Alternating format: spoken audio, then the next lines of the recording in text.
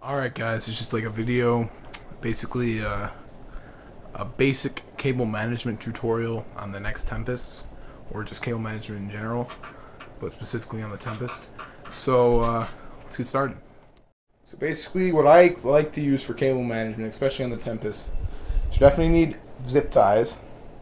You know, everybody knows what that is. And these are 1-inch adhesive tie wrap mounts. You could buy these at Home Depot, and you can get like a package of 10 for $3, or get like 100 for 10. I was stupid and just bought 3 packages, and I'm running out. But so this will work. And what you do, you just rip it off, stick it to the back of the motherboard tray, then you put your tie wrap through and wrap it down. So first things first, the NZXT Tempest, what you're gonna need to do is you're probably gonna want to drill a hole for the 8-pin. It's not required, but it helps. And if you're not going to do that, another way to route the 8-pin is you're going to want it, have it come up here where all the other wires are coming out from the back. You're going to want to have that coming above that into the motherboard area and snake it under the graphics card. So nobody sees it, it'll be under the graphics card, going past the heatsink into the 8-pin. So then, another thing you're going to want to do for the Tempest is see this little thing here? That, when the cables go over, you're not going to get very much space to close it. As you can see, there's really not much space at all. So what you're going to have to do is leave it one wire. And to do that, you're going to want to put, like, I think I'm using 2 tie wraps, anchors, one right here. So I have each, like, so here's like the 24 coming around tied down. Here's the 8 tied down. Here's the 2 graphics cards and whatever. Molex tied down. So definitely gonna have to do that. Otherwise, it's just like some people will have it stuff coming out here, here, and here. But if you do it all together in one bunch, it makes it look much better because it's just a big whole thing. And then another thing you're going to want to do with the Tempest is you're going to want to get this little cable, which I'll put a link in the side thing. Basically what it does, it splits the 3 pins into 4, like 1 3-pin power into 4, so you can plug all 4 fans into. Another tip you're going to want to do is you're going to want to get on the fans for like the 24 pin and the 120s, they're gonna have 1 3-pin, 2 Molex. If you're gonna have 2 since you don't need the Molex if you're using this thing, just snip them off. Nothing happened. I did that right here. You can kind of see little snip marks, but it's all right. Unless you're gonna be reselling the fans or anything, and they need that connector. It really helps because with the Molexes it's a lot harder to put these down, to put them down. I only have 1 strand of Molex, because remember, the Molex, most Molex have a female adapter too, so you could plug them. You can have them like in a chain, like we have here. I have this.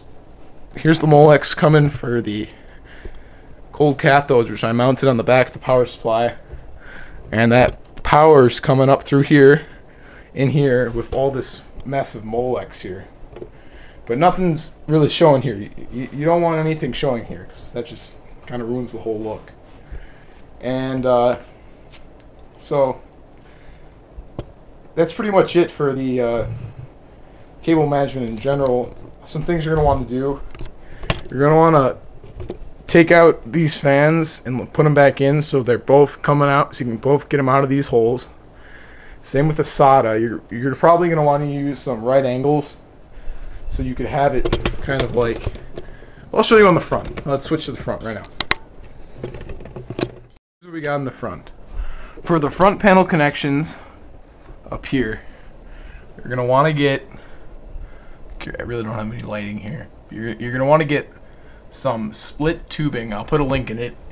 And what it does, you can put all the front panels going through that little, it's like this little hole in the tubing area, and you can just hide all your cables in there and have it coming out here, and it looks pretty good. It looks really good, and you're going to want to get a tie wrap anchor up there so it's not just coming straight down. Another thing you're going to want is a Sata to Molex adapter, so you don't have to have the Sata cable coming through the back. It's easier just to put it here. And you're also going to want to wire the Sata here coming through the back, you know. So then here what you're going to do, all the stuff you're not using, just tie wrap it here, here, here, and then bunch it up, and then just have the Sata connector coming through into one hard drive here, if you have more than one. Then you shove it, the other one, then you shove like the little fold, the extra space it has, in there. And then I have another one right there, so they're both hooked up. Now for the data, I have it set, I have two right angles. So one here on top of each other, so it looks like one cable's going around. And then we have it going through here, through the same hole that the fans go through. The graphics card just going out, SATA's just going out there. That's about all. And for the 8-pin, let me explain what you're going to want to do. 8-pin, it's going to come up here, and then you're going to have it come up here, fold it around there through that groove, have it go under the little space right here for the graphics card, and that's just going to come right up, and that's going to go through there into it right there, instead of having it go through the hole. And if you're going to drill a hole, you're probably going to want to get a file or a Dremel, because when the hole is going to go into here, and you're going to need something to get rid of this bar, because that'll be in the way. And what I have going through that hole is the power for this fan, the two fans on top, and the 8-pin, of course. So that's about all. Please subscribe, and